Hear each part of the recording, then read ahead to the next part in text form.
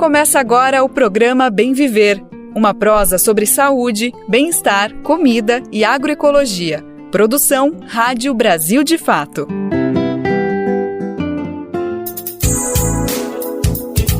Partiu para mais uma? Hoje é segunda-feira, começando mais uma semana, dia 29 de janeiro de 2024. Pelo amor, já foi o primeiro mês do ano, fevereiro tá batendo a porta, minha gente. Coragem e vamos em frente. Tá começando mais uma edição do nosso querido e necessário programa Bem Viver, uma produção do Brasil de Fato. Quem tá por aqui sou eu, Lucas Weber, e te convido para irmos juntos e juntas nessa boa prosa, falar sobre as notícias que envolvem agroecologia, meio ambiente, saúde, tudo que você precisa saber sobre política, economia, mundo do trabalho e tecnologia. Bora lá então saber quais são os destaques do programa que está só começando.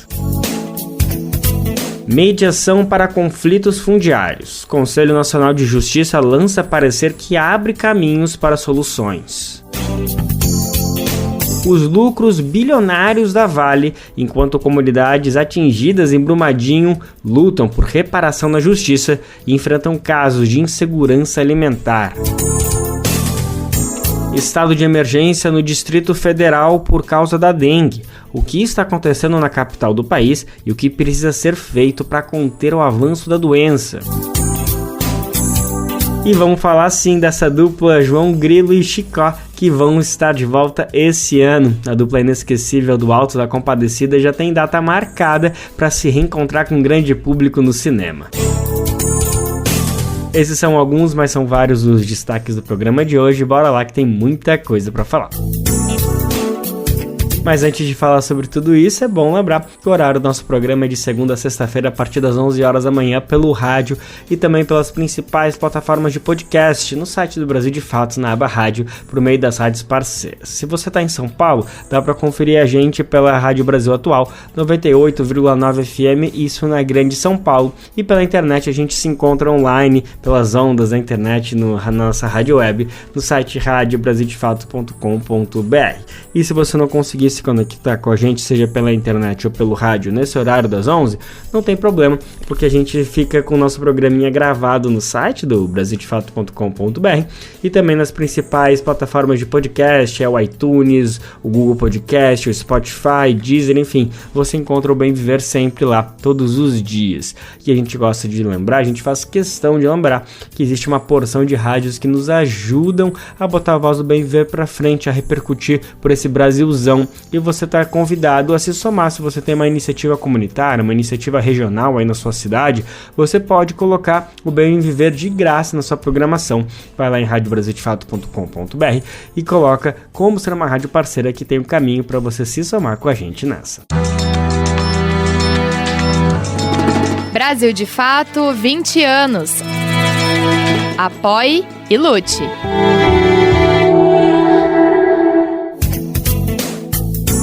Vamos começar o programa de hoje falando sobre uma questão fundamental. Principalmente desde a pandemia, o Brasil está postergando um debate fundamental, que é a questão de moradia e acesso à terra. Durante o período mais crítico da crise sanitária, houve uma atitude que, digamos, pôs panos quentes por parte do Supremo Tribunal Federal, que impediu que despejos acontecessem naquele momento de convulsão social que o país atravessava. Acontece que esse período passou, mas não é por isso que está tudo solucionado. Pelo contrário, o problema segue existindo. Recentemente, o Conselho Nacional de Segurança, o CNJ, fez uma medida que tenta, digamos assim, caminhar para a gente avançar com essa questão, que é algo histórico, mas vive um momento extremamente delicado. O que o CNJ fez? Disponibilizou um parecer sobre a celebração de acordos que possam garantir o direito à moradia, mas também uma compensação em espécie para quem tem o título das áreas ocupadas. Na prática, não é uma lei, não é uma decisão, né, algo referendado que vai determinar a partir de agora que é isso ou aquilo. Não é isso. Mas sim é um documento de extrema relevância que sim pode ser usado para dar garantias mínimas para essa população. O documento orientado foi produzido pelo advogado Jorge Zaboldi. Ele é mestre, doutor e livre docente em Direito pela PUC de São Paulo e professor de Direito Processual Civil e Direito Constitucional. A nossa repórter Nara Lacerda conversou então com o Georges, que é autor desse parecer aí, referendado, digamos assim, pelo CNJ, para entender melhor o que ele significa, qual que é o poder que ele tem e como que a gente pode entender que ele sim é um instrumento de referência para a gente entender como que a justiça tem que lidar com essas questões de ocupação de terra, ocupações de imóvel daqui para frente. Vamos conferir então agora a conversa dos dois. Agradeço muito o senhor estar aqui conosco. Maravilha, é um prazer estar aqui. Eu queria pedir para o senhor inicialmente explicar do que se trata o parecer que o senhor apresentou, né, e cedeu ao CNJ, é um parecer pro bono que foi cedido ao CNJ para ser usado como o Conselho achasse melhor, e o Conselho Nacional de Justiça traz agora essa indicação de que o parecer pode ser um documento orientador para processos da área de desocupação de terra. O que é o que o senhor traz nesse documento, nesse parecer que o senhor apresentou ao CNJ? Vamos lá, Nara. De forma bem objetiva, o parecer busca dar uma nova visão, uma visão que permita soluções consensuais para conflitos fundiários. E de certa forma, a maior parte dos exemplos desses conflitos são rurais, mas, em tese, o parecer poderia servir tanto para conflitos fundiários urbanos ou rurais. O que ele busca? Ele busca 2 pontos, né? Conforme você mencionou no início da sua fala, o Supremo impediu as desocupações desordenadas por conta da pandemia. Então, ele tem 2 grandes pontos. Um é como a ação no Supremo pode ser finalizada por meio de um acordo que a União Federal participe para criar uma política judicial e pública de soluções consensuais de problemas fundiários, quanto também, independentemente da ação constitucional do Supremo, para cada conflito fundiário que exista no Brasil, coletivo ou individual, o parecer ele busca estabelecer como não há impeditivo legal, ou seja, como é lícito, é correto que a administração pública custeie determinados acordos nesses conflitos fundiários, em que você tem um proprietário de um lado e famílias ocupando esse imóvel. Às vezes essa ocupação, Nara, já existe há 15, 20 anos, você não é faticamente quase irreversível retirar as famílias, porque você não tem uma política onde colocá-las, e o proprietário também, ele não pode, se ele for legitimamente proprietário lá no passado, ficar pura e simplesmente sem nenhuma indenização. Então, todo o parecer, ele busca, orientado pela jurisprudência recente do Supremo e pelas inovações legislativas, demonstrar sistematicamente por que são permitidos esses acordos, que se não é um acordo que a lei veda, ou que eu não precisaria de uma nova lei para permitir que esses acordos sejam feitos.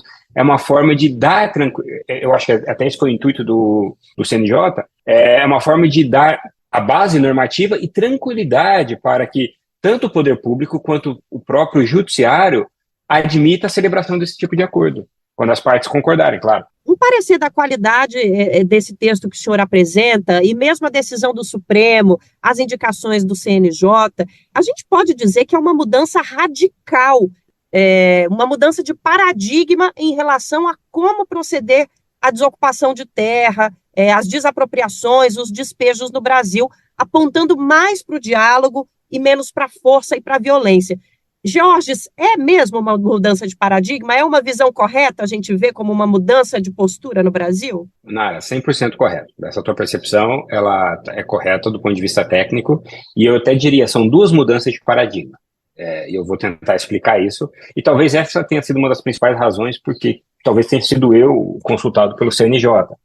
Porque a gente tem uma primeira grande mudança de paradigma, e eu vou tentar ser o menos técnico possível para explicá-la, para comunicar para todo mundo. Historicamente, tanto a legislação quanto os livros de direito constitucional, eles tinham um tabu doutrinário que se refletia na prática, de que, por exemplo, não existe a possibilidade de celebração de acordos em jurisdição constitucional quando a gente está falando de controle abstrato, ou seja, você não pode celebrar acordo no Supremo quando você está discutindo constitucionalidade de atos, constitucionalidade de leis, porque é direito indisponível, etc. Uma visão obsoleta. Eu acho que eu fui talvez o primeiro doutrinador no Brasil a escrever em livro que sim é viável o acordo, principalmente quando esse acordo é uma técnica mais adequada para proteger direitos fundamentais, é uma técnica mais adequada para impedir conflitos entre entes federados. Então, por exemplo, aquele impasse de ICMS da União com os estados, foi celebrado um acordo no Supremo. E então, nos últimos 1 ano e meio, Nara, houve uma revolução paradigmática na jurisdição constitucional brasileira, em que o Supremo incorporou essa tese do acordo.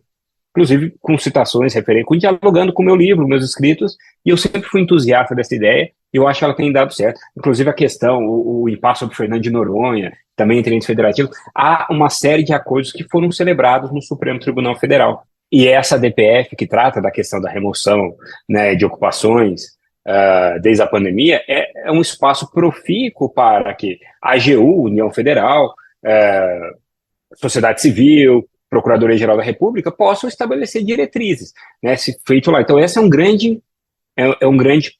a primeira grande mudança paradigmática.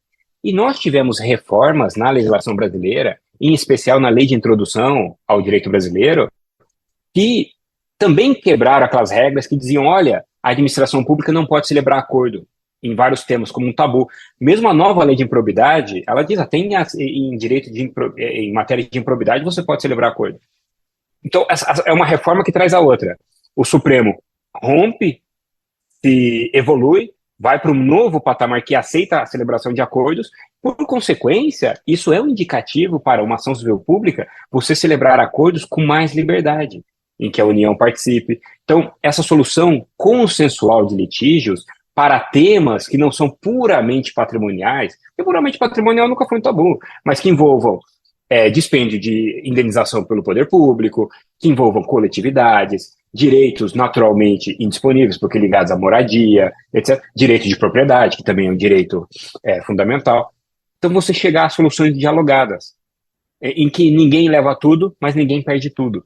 Então, né, numa clássica solução que pacifique e se transforma em política pública, que é uma política pública que pode interessar a muita gente, vai fazer circulação de riquezas, aquisição de terra, distribuição, e acaba com esses conflitos intermináveis. Ela pode vir, né, eu já estou sendo muito otimista, mas ela pode ser uma das ferramentas para acabar com essas disputas fundiárias, que além de serem ruins do ponto de vista econômico, geram insegurança jurídica e, mais importante, geram conflitos sociais que são ruins enquanto sociedade, né? E eu achei muito interessante, pelo menos como jornalista, me ajudou muito as respostas aos quesitos que estão ali na conclusão. Inclusive, uma das respostas diz respeito justamente ao fato de que sim, né?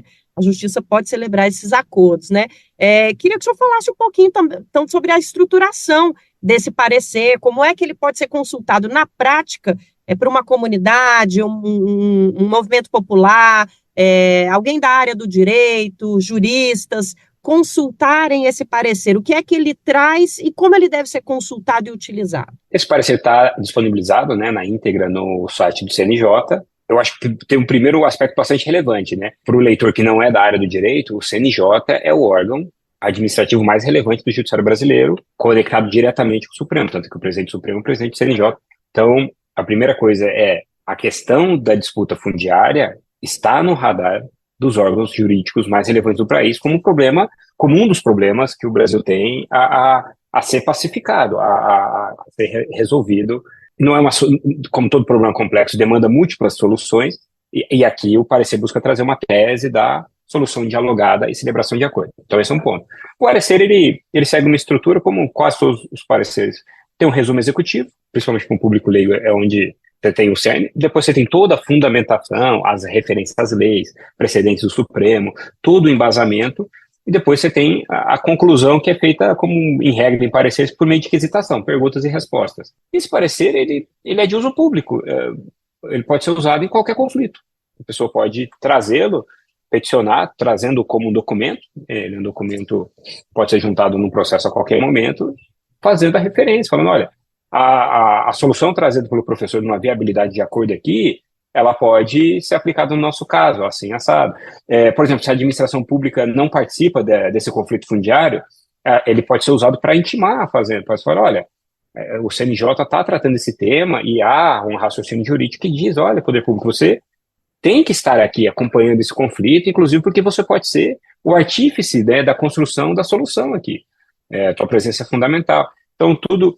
E veja, e não é... Quando eu digo ele pode ser usado, não só vamos dizer assim, pelos movimentos sociais que estariam, mas pelo próprio usuário, que fala, olha, no final eu quero uma indenização, não quero esse conflito que perdure eternamente. Eu tenho aqui um parecer que diz que eu posso ser indenizado, né, de uma forma lícita pela administração pública diretamente. Ah, mas no início isso aqui era um processo possessório, nem era um processo de desapropriação. O parecer defende como, por acordo, mediante homologação judicial, participação da União, mesmo conflitos possessórios podem ser transformados em desapropriação indireta, né, porque essas burocracias de formalidade, o nosso direito hoje permite que elas sejam superadas. Então, a ideia é meio fazer assim toda uma sistematização para contribuir para os dois lados se resolverem. É muito interessante quando a gente senta para conversar sobre esses fatos, porque na correria do dia a dia e né, nesse turbilhão de coisas que é ser brasileiro e viver no Brasil, a gente às vezes esquece que a gente avançou nas últimas décadas, de um século para cá. Então, a gente parar para, enfim, falar sobre esse assunto e perceber que há um novo caminho sendo encarado é muito interessante, viu? Dá até um certo alívio, viu, doutor Jorge? Vindo de uma jornalista que cobre muito a luta pela terra, digo para o senhor que estar falando sobre esse assunto, enfim, no contexto do judiciário brasileiro, nos traz um certo alívio, uma certa esperança. E é um ponto bastante importante, isso para o público leigo, que muitas vezes a forma de cobertura sobre o Supremo, eu me dedico muito a isso, ela é feita de forma muito enviesada. No Judiciário, o Supremo tem sido grande protagonista na ideia de proteger direitos. Tá? Então, a liminar que foi dada na época da pandemia, toda essa política de proteção, de apaziguamento das lutas fundiárias, né, tem o Supremo como um ponto assim, que foi fundamental. Então, porque às vezes a gente muitas vezes esquece de toda a proteção de direitos que o Supremo proporciona ao Brasil, né, proteção democrática e redução de conflitos. Então isso muitas vezes se perde e é importante registrar, porque tudo parte de precedentes do Supremo para a construção dessa solução dialogada. Faz muito sentido a gente trazer esse fato e essa lembrança do que o Supremo fez pelo Brasil durante a pandemia. Para a gente finalizar, professor, eu queria conversar um pouquinho sobre a prática. O que significa a gente ter esse parecer como um documento orientador? Não significa que ele é uma obrigatoriedade, mas o senhor já ventilou aqui na nossa conversa que, por exemplo, ele pode ser usado em processos, em questionamentos judiciais, como uma base, né? Então, o que daqui é sugestão, o que daqui é regra, ou o que realmente é um parecer para orientação? Quais são os limites do parecer na prática? Então, isso é bem importante esclarecer para o público leigo. O parecer é uma manifestação de uma opinião de um professor sobre um tema que ele foi contratado. O que significa? Significa que o parecer vale pelo prestígio de quem o fez e pelo prestígio dos argumentos que estão colocados ali. Ele não é vinculante, ele não é uma lei, ele não é uma resolução, ele não é um ato formal do poder público, né? O que ele demonstra? Ele demonstra, que CNJ e Supremo estão preocupados com esse tema, então isso está no radar, então, ou seja, principalmente o CNJ, que é formador de políticas públicas judiciais, provavelmente isso está na mira de ser trabalhado no futuro para aí, se isso se transformar numa resolução, numa orientação definitiva do CNJ, aí ele se torna uma política de observância obrigatória pelo judiciário. Hoje, ele vamos dizer assim, um ponto de partida para uma construção dessa política pública entre a administração, executivo, né, judiciário e a resolução dos casos. Mas já houve decisões em sentido muito próximo que o parecer defende. Então, vamos dizer, ele pode servir para dar um conforto e subsídio teórico e informativo para que se construam esses acordos, enquanto isso nos transforma numa política consolidada e oficial em âmbito nacional. Bom, a gente conversou com o professor Jorge Zabud, que é mestre, doutor e livre docente pela PUC São Paulo, professor de Direito Processual Civil da PUC São Paulo também, professor de mestrado e doutorado em Direito Constitucional do IDPDF. O nosso assunto foi o parecer para soluções fundiárias que o CNJ divulgou, que é de autoria do professor Jorge Zabud e que pretende orientar este assunto no que diz respeito ao judiciário, no âmbito do judiciário brasileiro a partir de agora. E orientar esse assunto com a esperança de que, como o professor Jorge trouxe aqui para a gente, esse assunto mude de paradigma no Brasil e a gente pare de ver violência nesses processos e comece a ver legalidade, comece a ver constitucionalidade, que eu acho que é o mais importante. Aliás, a nossa Constituição, nosso conjunto de leis que se provou muito resiliente nos últimos anos, mas não é por isso que a gente larga a mão, né, professor? A gente tem que continuar fortalecendo a garantia de direitos, enfim, e há direitos que são óbvios, explícitos, né? Direito à vida, direito à moradia, direito ao trabalho, tudo isso está envolvido. Professor Jorge, obrigada pela participação. A gente vai voltar a conversar com o senhor sobre esse assunto com certeza. E queria agradecer a forma didática que o senhor trouxe para a gente aqui sobre o parecer e sobre o que o futuro pode nos trazer nesse assunto. Com muita esperança, viu? Eu encerro a nossa conversa. É isso, foi um prazer aqui, Nara. Que eu puder contribuir em termos de informação, eu estou sempre à disposição. Obrigada a você também que ficou conosco, ouviu a nossa conversa, nossos ouvintes, nossas ouvintes aqui do Brasil de Fato. E aqui de São Paulo, da Rádio Brasil de Fato, Nara Lacerda. Valeu demais então a nossa repórter Nara Lacerda, também muito obrigado à disponibilidade do advogado para esclarecer da maneira mais didática possível um assunto que é super complexo, mas que é fundamental que toda a população tenha o mínimo entendimento do que está acontecendo, porque sim, é algo que envolve diretamente no nosso dia a dia. É muito importante essa iniciativa, né? Até porque as comunidades tradicionais que estão no território amazônico, por exemplo, estão sempre ameaçadas, infelizmente. É o caso da terra indígena Yanomami, que fica em Roraima. O território está cercado pelo garimpo ilegal, que além de violentar os indígenas, dificulta o acesso à saúde e intimida servidores públicos que atuam na região. Há um ano, a gente deve lembrar, todo mundo deve se lembrar, que o governo Lula assinou um decreto de calamidade pública na região e liberou uma força-tarefa de socorro aos indígenas. Acontece que na última sexta-feira, a Hutucara Associação Yanomami publicou uma nota em que denuncia um conjunto de situações que ainda marcam a área mais de um ano após o decreto presidencial. Segundo essa nota, o garimpo reduziu o ritmo de crescimento da atividade no território, mas ainda conseguiu crescer 7% nesse período. Além disso, a entidade afirma que a ação dos invasores segue inviabilizando uma das principais demandas da população local, que é o atendimento à saúde. Vamos entender detalhes dessa situação, o que o povo Yanomami está exigindo, está denunciando agora na reportagem. Em nota técnica publicada na última sexta-feira, dia 26, lideranças da terra indígena Yanomami em Roraima denunciaram um conjunto de situações que ainda marcam a área mais de um ano após o decreto presidencial que formalizou o estado de calamidade pública no local. De acordo com a Hutucara Associação Yanomami, o garimpo reduziu o ritmo de crescimento da atividade no território, mas ainda assim conseguiu crescer 7% no período. Além disso, a entidade afirma que a ação dos invasores continua inviabilizando uma das principais demandas da população local, o atendimento de saúde. O relato da organização é reforçado também pela Associação Uanacedume e Ecuana, pela Urihi Associação Yanomami e conta com o apoio de técnicos do Instituto Socioambiental e do Greenpeace. O grupo afirma que, por conta da presença ainda constante do garimpo, o alastramento de enfermidades infecto-contagiosas, a contaminação por mercúrio e a violência continuam afetando de forma dura a população local, que engloba 384 comunidades. Os estragos causados pelo garimpo na área são materializados em números. Foram registradas 308 mortes na terra indígena no ano passado, sendo 129 delas por doenças infecciosas, 63 por males de ordem parasitária e 66 ocasionados por doenças respiratórias. O documento acrescenta que, em muitas regiões, a cobertura vacinal não atinge nem metade das crianças, tanto as com menos de um ano quanto as de 1 a 4 anos de idade. As entidades apontam ainda preocupação com a desnutrição e afirmam que mesmo com a ampliação do atendimento a crianças de até 5 anos por parte da Vigilância Alimentar e Nutricional em relação a 2022 e 2021, o Estado brasileiro ainda não chegou a todo o segmento. Isso porque as equipes hoje abarcam apenas 84,5% da população-alvo.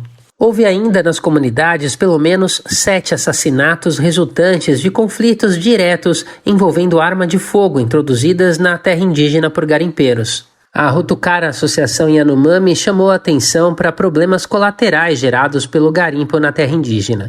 O grupo de organizações chama a atenção ainda para a devastação ambiental ocasionada pelo garimpo. Os 7% de crescimento verificados na área de atuação dos invasores impactaram um total de mais de 5.400 hectares da TI em 2023. Outra preocupação do grupo é com o avanço dos garimpeiros no que se refere ao uso de tecnologias de comunicação que servem para sofisticar os métodos de exploração da terra e enganar os fiscais do estado que atuam na área. Na nota técnica, a Rutucara destaca que desde outubro de 2018 realiza por conta própria uma vigilância sobre a TI por meio da interpretação de imagens de satélite. Segundo a organização, especialistas averiguam as imagens e mapeiam os tipos de área devastada. Por isso, a entidade consegue acompanhar os dados em detalhes de forma permanente. E com base no panorama traçado, a entidade faz coro para que as autoridades mantenham o que chama de perspectiva holística para a superação da crise, com ações multilaterais de atenção à terra indígena que englobem serviços de saúde, infraestrutura, recursos humanos e planejamento. A Rutucara e os parceiros da associação traçam no documento um conjunto de recomendações dirigidas ao governo Lula. Entre elas estão a retomada urgente dos trabalhos de desintrusão de garimpeiros, o fortalecimento de ações integradas, um plano de proteção territorial que inclua bloqueio fluvial e controle do espaço aéreo, soluções de patrulhamento da área, um plano para capacitar e engajar indígenas nas ações de vigilância do território, força-tarefa para o controle da malária, ampliação de parcerias técnicas com organizações de saúde, entre outros aspectos. Em um balanço divulgado no final de 2023, o governo informou que o Centro de Operações de Emergências em Saúde Pública, instalado para ações emergenciais de enfrentamento da crise, realizou mais de 13 mil atendimentos aos indígenas encontrados em grave situação de abandono. Como parte das ações, também foram enviados 4.300.000 unidades de medicamentos e insumos e aplicadas mais de 52.600 doses de vacinas. Ao todo, 1.850 profissionais de saúde foram mobilizados, atuando em escala, isso de acordo com o levantamento. No começo deste ano, o governo anunciou uma série de medidas para reforçar as ações na TI Yanomami, entre elas a presença permanente de militares no território e a criação de um espaço de governança integrado dos órgãos federais em Roraima, batizado de Casa de Governo. Da Rádio Brasil de Fato, com reportagem de Cristiane Sampaio, em Brasília. Locução, Douglas Matos. É preocupante e inaceitável a situação em que vive a população Yanomami em Roraima. E o mais revoltante é saber que essa economia predatória, muitas vezes ilegal, faz mais vítimas em outros territórios e destrói a natureza.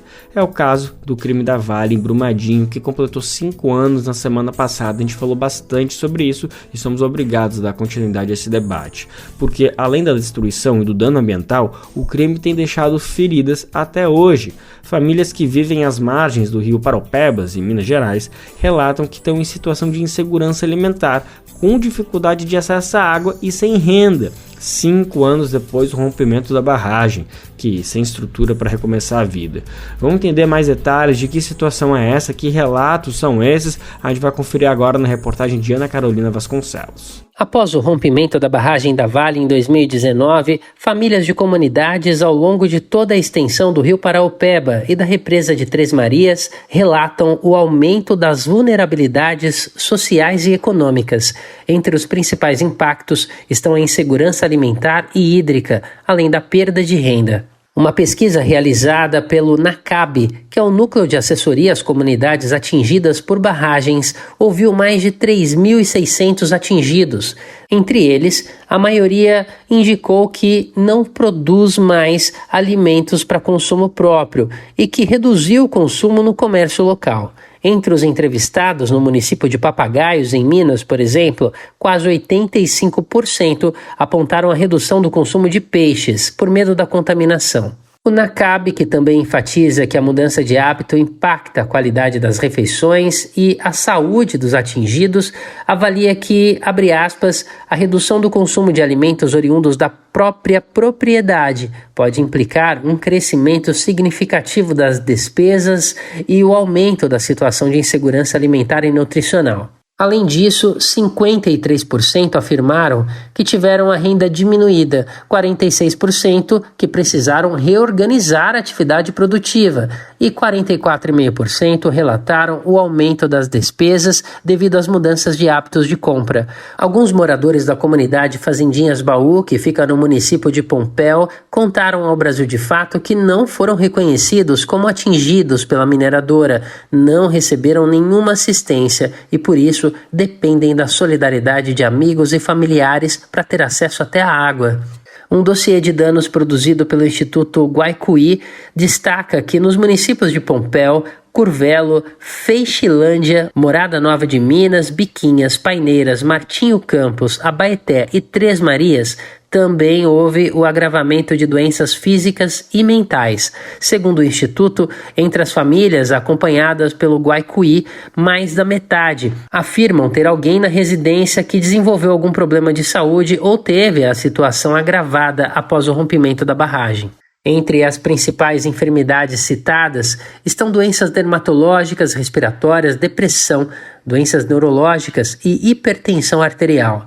Em nota ao Brasil de Fato, a Vale reafirmou, abre aspas, o respeito às famílias impactadas pelo rompimento da barragem e continua comprometida com a reparação dos danos, o que vem avançando de forma consistente nas bases pactuadas no Acordo Judicial de Reparação Integral e em outros compromissos firmados para a indenização individual, todos com participação de instituições da Justiça, fecha aspas. Da Rádio Brasil de Fato, com reportagem de Ana Carolina Vasconcelos, em Belo Horizonte, Minas Gerais. Locução, Douglas Matos. Enquanto as famílias vivem esse sofrimento às margens do rio Paraupebas, corre na justiça o processo em busca de reparação das vítimas e punição para os responsáveis pelo crime. A Vale, que é responsável pelo maior crime ambiental e trabalhista da história em Brumadinho, que aconteceu há 5 anos, é a segunda maior beneficiária de isenção fiscais federais. Olha só isso, gente. Para ter uma ideia, só em 2021 a empresa deixou de pagar 19 bilhões de reais, isso só em impostos, o que é equivalente a mais da metade de tudo que a empresa se comprometeu a gastar para reparar os danos que ela causou pelo rompimento de uma de suas barragens lá em 25 de janeiro de 2019 em Brumadinho. Foram 37 bilhões de reais o acordo firmado pela Vale, ou seja, que é mais ou menos o dobro do que ela tem de isenção. É completamente inconcebível entender a dimensão desses números, né?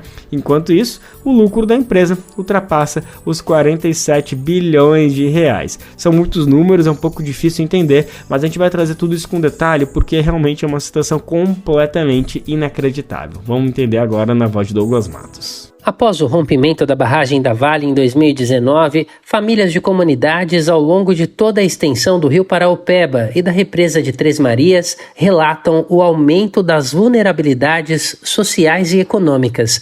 Entre os principais impactos estão a insegurança alimentar e hídrica, além da perda de renda. Uma pesquisa realizada pelo NACAB, que é o Núcleo de Assessoria às Comunidades Atingidas por Barragens, ouviu mais de 3.600 atingidos. Entre eles, a maioria indicou que não produz mais alimentos para consumo próprio e que reduziu o consumo no comércio local. Entre os entrevistados no município de Papagaios, em Minas, por exemplo, quase 85% apontaram a redução do consumo de peixes por medo da contaminação.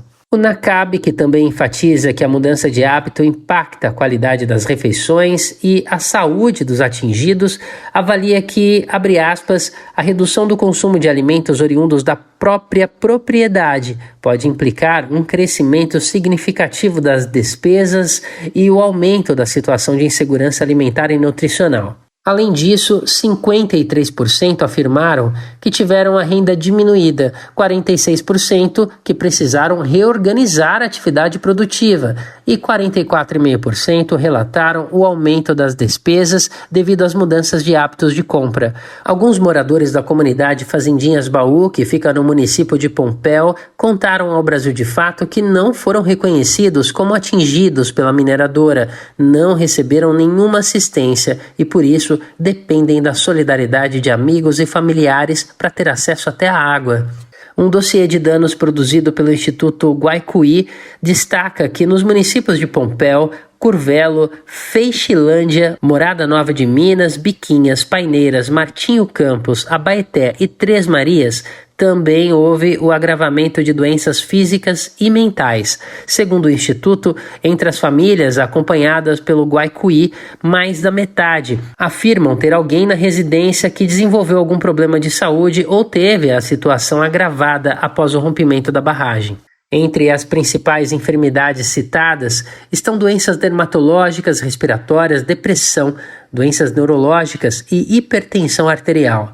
Em nota ao Brasil de Fato, a Vale reafirmou, abre aspas, o respeito às famílias impactadas pelo rompimento da barragem e continua comprometida com a reparação dos danos, o que vem avançando de forma consistente nas bases pactuadas no Acordo Judicial de Reparação Integral e em outros compromissos firmados para a indenização individual, todos com participação de instituições da Justiça, fecha aspas.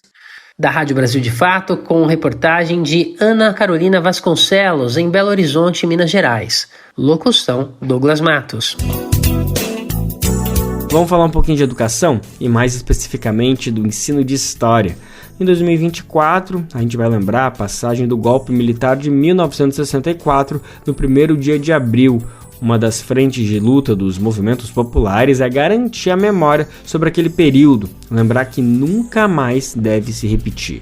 E é esse movimento que vem se tornando cada vez mais necessário, sobretudo diante da onda da extrema-direita, de negar a existência do golpe. Sim, existem muitas pessoas que não chamam de golpe, chamam de revolução, e inventam mil nomes para tentar maquiar uma história que a gente conhece bem.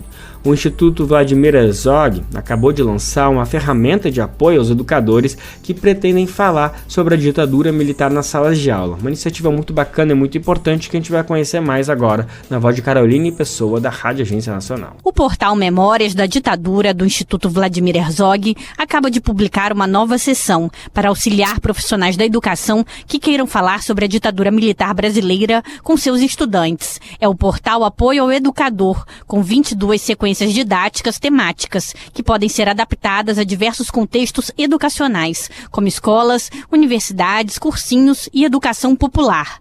Entre os conteúdos abordados estão repressão, tortura e censura e também anistia e abertura política. O cenário atual também é discutido, com análise sobre os aspectos da ditadura que tiveram continuidade e os que foram interrompidos. O conteúdo é contextualizado com documentos, imagens, textos e vídeos. Também são sugeridas atividades para fazer com os alunos e reflexões sobre educação e direitos humanos. Gabriele Abreu, coordenadora executiva de Memória, Verdade e Justiça do Instituto Vladimir Herzog, resume o projeto. É um espaço com material confiável, redigido, pensado por grandes especialistas do tema, sobre diferentes aspectos desse assunto, que os professores pudessem se apropriar disso e usar em sala de aula. Ela também ressalta a importância da iniciativa. Esse é um tema sensível, um tema urgentíssimo de ser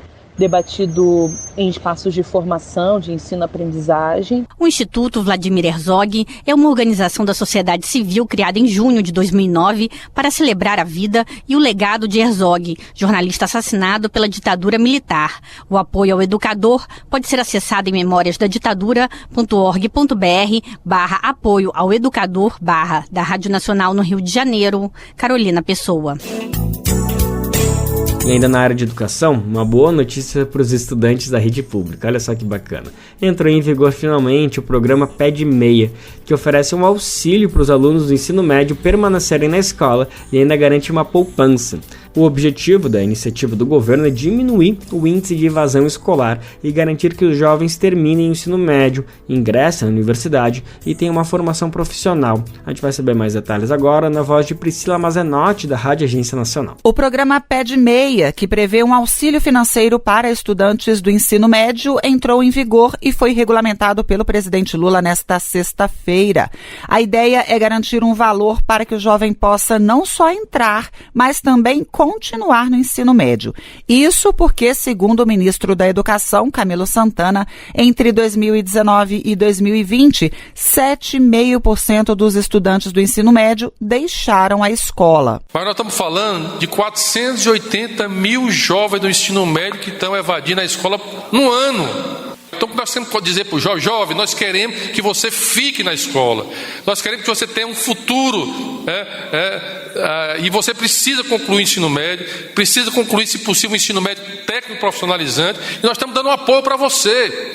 Portanto, um jovem, às vezes, ainda precisa trabalhar para ajudar a família, a mãe e o pai. Serão R$ 9.200 por aluno. Esse recurso vai ser dividido entre auxílio mensal e poupança. Serão R$ 200 na matrícula, mais 9 parcelas de R$ 200 a cada ano do ensino médio e um bônus de R$ 1.000 na conclusão também de cada ano. Isso tudo corrigido. Além de R$ 200 para a participação no Enem, no caso de estudantes do último ano do ensino médio. Para ter direito, a frequência vai precisar ser atestada. Deverá ser acima de 80% e o estudante não poderá reprovar. Ele deverá ainda participar de avaliações como o SAEB, que é o Sistema de Avaliação da Educação Básica. A família do estudante deverá ser inscrita no CAD único. Camilo Santana destacou que nesta primeira fase poderão ser beneficiados mais de 2,5 milhões de estudantes. O ministro ainda aproveitou para prestar contas e destacar outras ações do Ministério da Educação, como a meta de criar mais de 3 milhões de novas vagas em escolas de tempo integral até 2026, assim como garantir a conexão à internet de todas as escolas também nesse prazo. O ministro ainda falou sobre o SISU, que teve as inscrições encerradas nessa quinta-feira. Disse que foi um recorde de inscrições desde 2017. Isso no caso das universidades federais. Já no caso das universidades particulares, ele fez um apelo para que os estudantes do FIES façam a adesão ao Desenrola do FIES, que renegociem suas dívidas para que possam concluir os estudos. Da Rádio Nacional em Brasília, Priscila Mazenotti. O nosso papo agora é para quem é motorista. Você tem habilitação para as categorias C, D e E, por acaso? Então escuta só que isso aqui é para ti. Quem está habilitado ou habilitada para essas categorias, agora tem mais tempo para fazer o exame toxicológico, aquele que detecta substâncias que comprometem a direção. Vamos entender melhor? Gabriel Brum tem detalhes. Os motoristas com carteira das categorias C, D e E ganharam mais tempo para fazer o exame toxicológico, que detecta substâncias que comprometam a capacidade de direção. A decisão do Conselho Nacional de Trânsito está publicada no Diário Oficial da União desta sexta-feira. Os condutores obrigados a realizar o exame a partir de 3 de setembro de 2017 e que não o fizeram até 28 de dezembro de 2023 devem observar as datas de vencimento das carteiras de habilitação.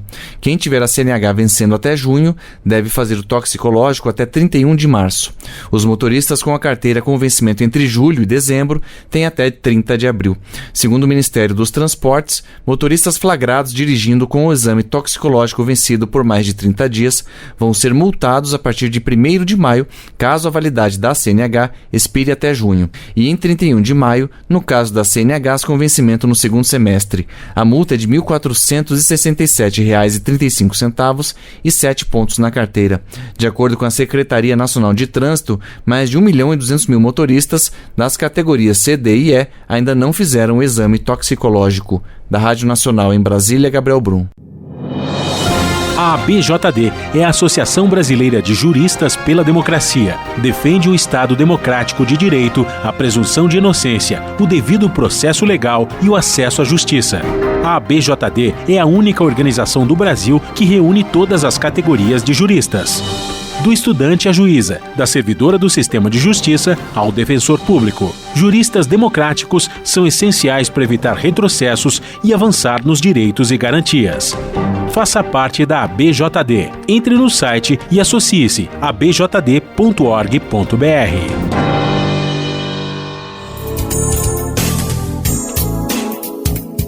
Gente, a gente precisa falar sobre a dengue, assunto urgente, é antigo, é uma coisa que todo mundo já ouviu falar, muitas vezes tem memórias de anos atrás sobre as informações básicas de como prevenir essa doença, mas infelizmente ela segue assolando o Brasil e infelizmente cada vez de maneira mais intensa.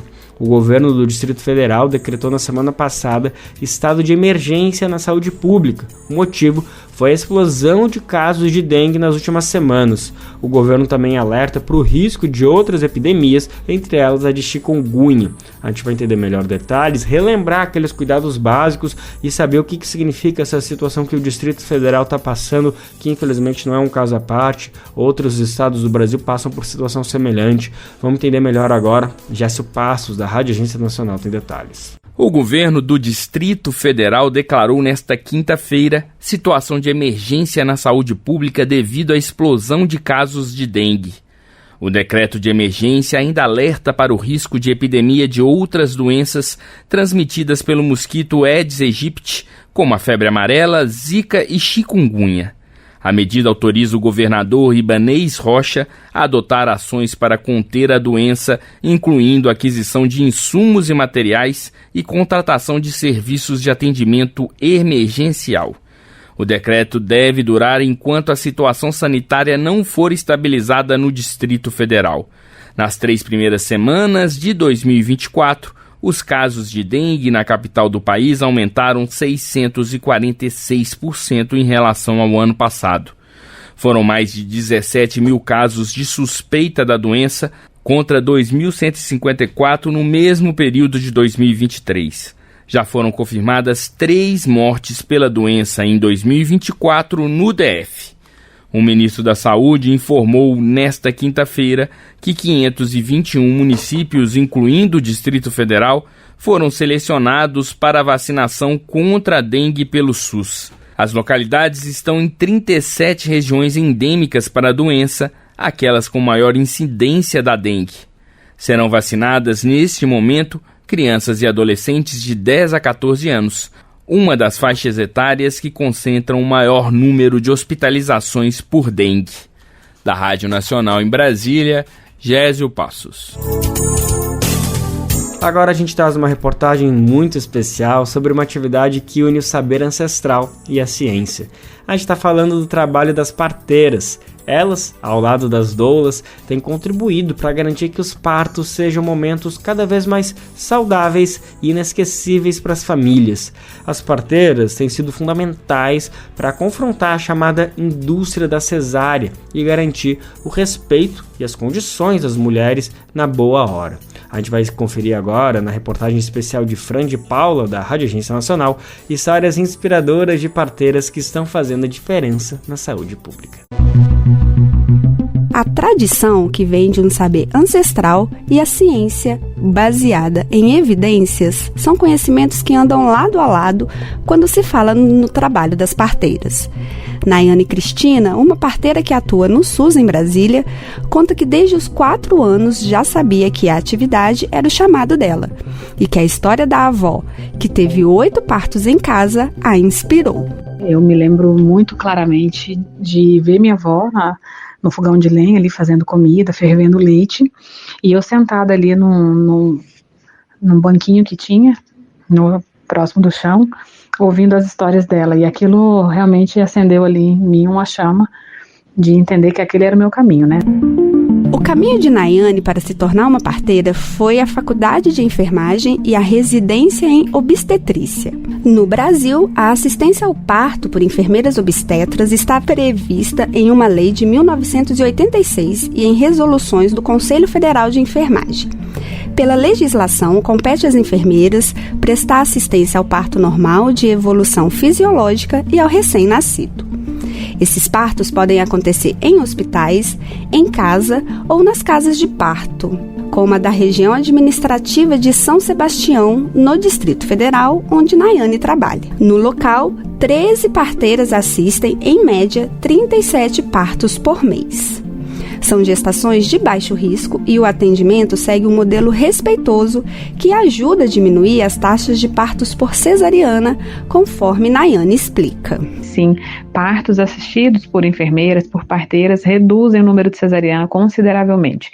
Então, aqui no DF, a gente tem vários estudos que já mostraram que em locais onde nós temos a residência de enfermagem obstétrica, a gente tem redução de cesarianas e de intervenções de maneira geral. Dados da Fiocruz apontam que no país a taxa de cesarianas é de 55%. Na rede particular, o índice ultrapassa os 80%. Foi a busca por viver um parto com mais autonomia e menos intervenções que guiou a escolha da psicóloga Marília Tomé.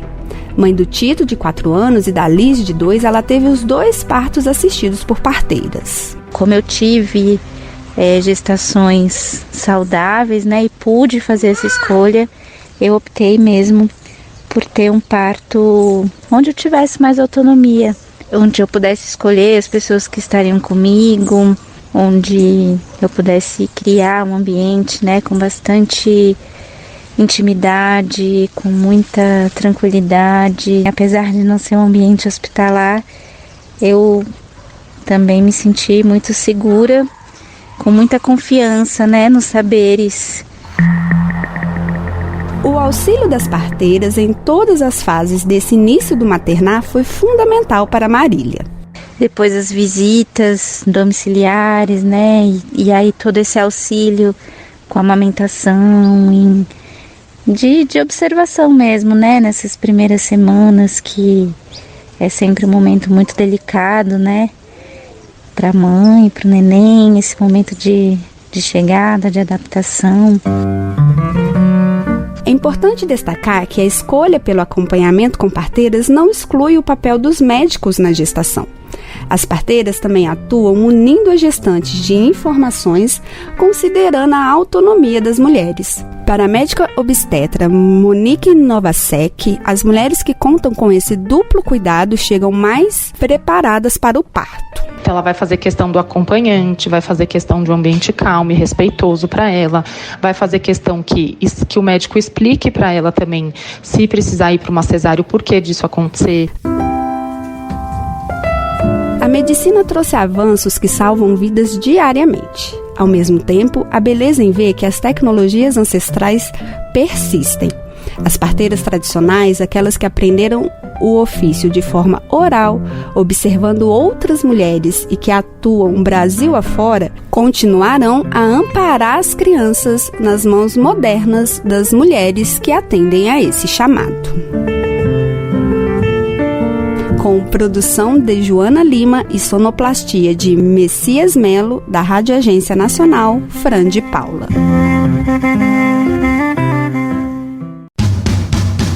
Quer saber onde encontrar livros bons, baratos e com conteúdos que te ajudam a entender a situação atual do Brasil e do mundo? Na Expressão Popular. Lá você encontra obras sobre marxismo, agroecologia, educação popular, literatura e muito mais. Com os livros da Expressão Popular, você se fortalece para a batalha das ideias e para a construção de um mundo melhor. Para saber mais sobre o acervo dessa editora popular, acesse o site expressãopopular.com.br ou faça uma visita à livraria na Rua Abolição 201, próximo ao metrô Anhangabaú, em São Paulo. Editora Expressão Popular.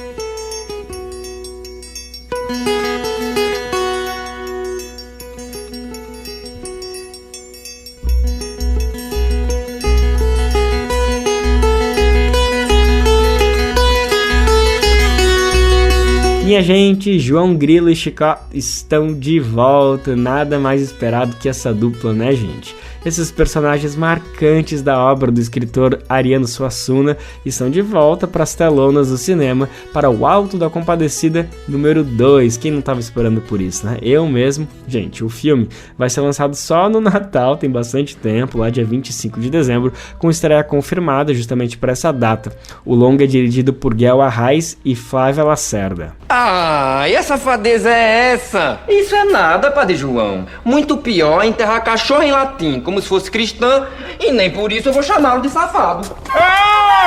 Que é isso? Uma dor que me deu assim de repente. Coitado, mas o senhor tinha que ver o grito que a minha patroa dava enquanto se fazia o enterro da cachorra.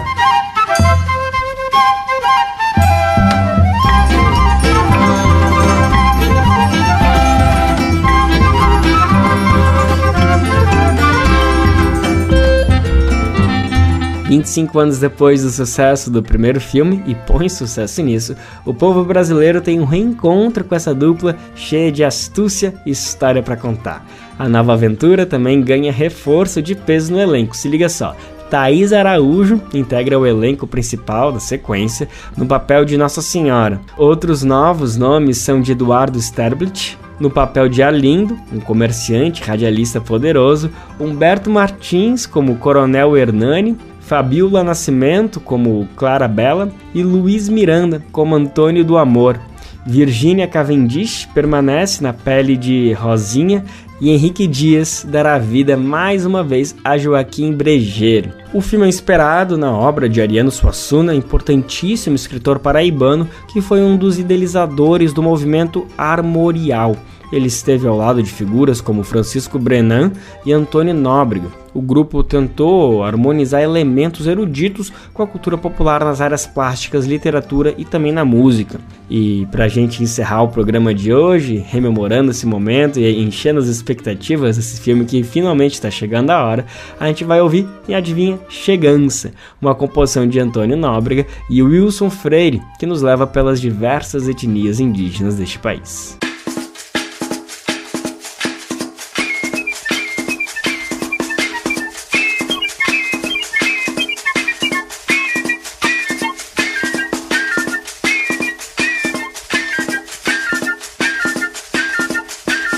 Sou Pataxó, sou Xavante, Cariri, Yanomami, sou Tupi, Guarani, sou Carajá. Sou Pancaruru, Carijó, Tupinagé, Potiguar, sou Caeté, Funiô, Tupinambá. Sou Pancaruru, Carijó, Tupinagé, Potiguar, sou Caeté, Funiô, Tupinambá. Depois que os mares dividiram os continentes, quis ver terras diferentes, eu pensei vou procurar um mundo novo lá depois do horizonte. Levo a rede balançante pra no sol me espreguiçar. Eu atraquei num porto muito seguro, céu azul, paz e ar puro, botei as pernas pro ar. Logo sonhei que estava no paraíso, onde nem era preciso dormir para se sonhar. Sou Pataxó, sou Xavante, Cariri, Yanomami, sou Tupi, Guarani, sou Carajá. Sou Pancaruru, Carijó, Tupinagé, Potiguar, sou Caeté, Funiô, Tupinambá. Sou Pancaruru, Carijó, Tupinagé, Potiguar, sou Caeté, Funiô, Tupinambá. Mas de repente me acordei com a surpresa, uma esquadra portuguesa veio na praia atracar. Da grande nau, um branco de barba escura, vestindo uma armadura, me apontou pra me pegar. E assustado dei um pulo lá da rede, pressenti a fome e a sede, eu pensei vão me acabar. Me levantei de borduna já na mão, ai senti no coração, o Brasil vai começar. Sou Pataxó, sou Xavante, Cariri, Yanomami, sou Tupi, Guarani, sou Carajá. Sou Pancaruru, Carijó, Tupinagé, Potiguar, sou Caeté, Funiô, Tupinambá. Sou Pancaruru, Carijó, Tupinagé, Potiguar, sou Caeté, Funiô, Tupinambá. Depois que os mares dividiram os continentes, quis ver terras diferentes, eu pensei vou procurar um mundo novo lá depois do horizonte. Levo a rede balançante pra no sol me espreguiçar. Eu atraquei num porto muito seguro, céu azul, paz e ar puro, botei as pernas pro ar. Logo sonhei que estava no paraíso, onde nem era preciso dormir para se sonhar. Sou Pataxó, sou Xavante, Cariri, Yanomami, sou Tupi, Guarani, sou Carajá. Sou Pancaruru, Carijó, Tupinagé, Potiguar, sou Caeté, Funiô, Tupinambá. Sou Pancaruru, Carijó, Tupinagé, Potiguar, sou Caeté, Funiô, Tupinambá. Mas de repente me acordei com a surpresa, uma esquadra portuguesa veio na praia atracar. Da grande nau, um branco de barba escura, vestindo uma armadura, me apontou pra me pegar. E assustado dei um pulo lá da rede, pressenti a fome e a sede, eu pensei vão me acabar. Me levantei de borduna já na mão, ai senti no coração, o Brasil vai começar. Sou Pataxó, sou Xavante, Cariri, Yanomami, sou Tupi, Guarani, sou Carajá. Sou Pancaruru, Carijó, Tupinagé, Potiguar, sou Caeté, Funiô, Tupinambá. Sou Potiguar, sou Caeté, Funiô, Tupinambá. Sou Pataxó, sou Xavante. E por hoje o Bem Verde hoje fica por aqui.